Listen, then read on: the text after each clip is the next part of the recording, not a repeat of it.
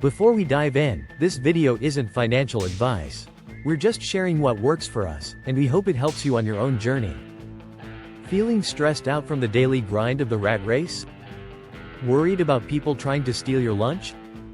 It's time for a change. Here's the truth. If you're always working for money, you'll never have enough time. But if you learn how to make your money work for you, you can buy back your time and your freedom. The Singapore government discourages investing for a reason. Why? Because, without natural resources, Singapore relies on the manpower of its people to drive the economy. The government wants you to work hard, contribute, and support the nation's growth. But here's the problem. With the cost of living skyrocketing every 3 to 5 years, can you retire comfortably when the time comes? Most of us were raised to believe that the only way to succeed is to study hard, get a good job, work long hours, and slowly climb the ladder. But what if that ladder is leaning against the wrong wall? Think about this. You work 9, maybe even 12 hours a day. You trade your energy, your skills, and your time to earn a paycheck. But what happens if you stop working? The money stops, too. That's why building passive income from investments is so powerful. Because when your money works for you through dividends, interest, or growth, it keeps generating income, even when you're asleep, on vacation, or spending time with your family. In Singapore, we often save diligently.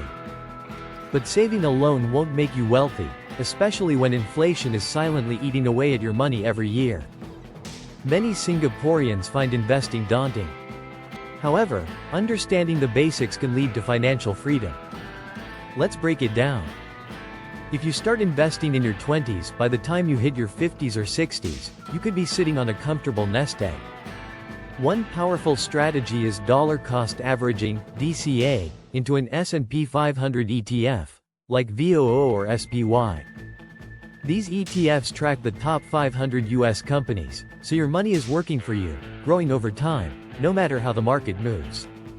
The S&P 500 index represents the 500 largest publicly traded companies in the US, including giants like Apple, Microsoft, Amazon, and Google. These companies operate globally and span multiple industries like technology, healthcare, finance, consumer goods, and more. That diversification alone makes it much safer than investing in individual stocks. You're not betting on one company. You're investing in the entire US economy. Historically, the S&P 500 has recovered from every major downturn. The 2008 financial crisis, the COVID crash in 2020, inflation and interest rate hikes in 2022. Despite all of that, it still delivers average annual returns of 8 to 10% over the long run. Is it risk-free? No investment is. The market goes up and down, but if you invest consistently and stay invested for 10, 20, 30 years, history shows you'll come out ahead.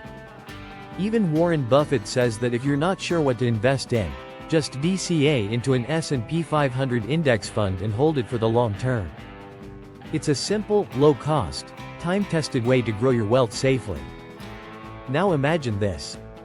If you started investing $500 a month at age 25, and continued consistently until you're 55, that's 30 years, you could end up with over $680,000, assuming a conservative 8% annual return. Even if you start late, say at age 35, you'd still build over $280,000 by the time you're 55. If you're a parent, here's something powerful to consider. Instead of just saving money in a bank account for your kids, why not invest a portion of it in an S&P 500 index fund? A regular savings account in Singapore might earn 0.05% to 1.5% interest, which barely keeps up with inflation. But the S&P 500 has averaged 8 to 10% annual returns over the long term. Let's say you invest just $200 a month from the time your child is born until they turn 18. At an 8% annual return, that could grow to over $90,000 by the time they reach adulthood. That's money they could use for university fees, starting a business, buying their first home, or even continuing to invest and retire decades earlier.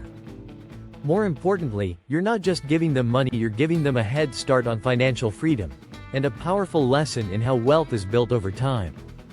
So instead of only putting Ang Baos into a savings account, consider starting an S&P 500 ETF account for your child. It's one of the greatest gifts you can give, and it lasts a lifetime. Just stick to a simple strategy. DCA into an S&P 500 ETF, month after month, no matter what the market is doing. And remember, this doesn't require you to pick stocks or time the market. That's the power of consistency, time, and compound growth. The earlier you start, the bigger your financial cushion will be. Your future self and child will thank you not for working harder, but for working smarter. In our next video, we will discuss more about investment strategies.